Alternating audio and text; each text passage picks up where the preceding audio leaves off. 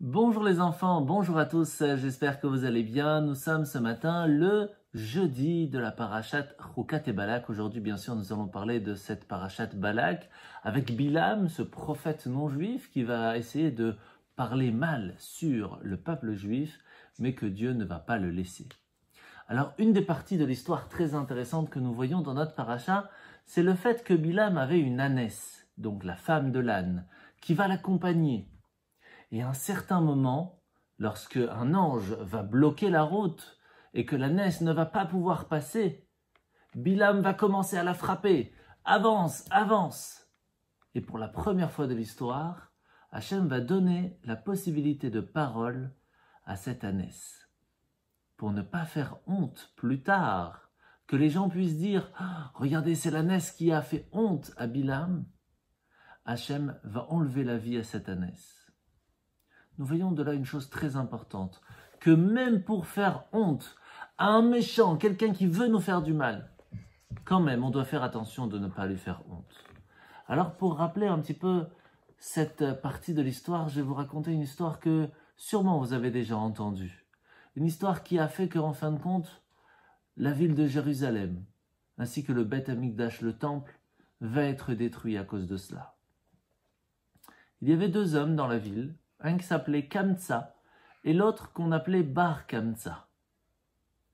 Un jour, un homme très riche avait le mariage de sa fille et va vouloir inviter son ami Kamtsa. Mais le messager va se tromper et va envoyer l'invitation à Bar Kamtsa. Arrivé au mariage, lorsque le riche voit ça, elle lui dit « Qu'est-ce que tu fais ici? Je ne t'ai jamais invité, sors de là !» Alors Bar Kamtsa lui dit « Mais attends, ne me fais pas honte devant tout le monde. Il y a de grandes personnes, il y a tous les invités. Tu sais quoi, je suis prêt même à te payer la moitié du mariage, mais ne me fais pas honte. » « Non, rien du tout, je ne veux rien savoir du tout. Sors de mon mariage. » Il dit « Mais je suis prêt même à te payer tout le mariage s'il faut, mais ne me fais pas honte, ne me jette pas comme ça dehors. » Rien à faire, il le jette dehors.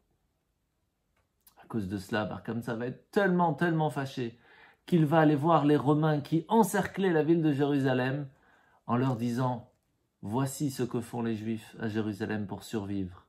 Eh bien, tous les jours, ils donnent encore les sacrifices, les cadeaux à Dieu dans le temple.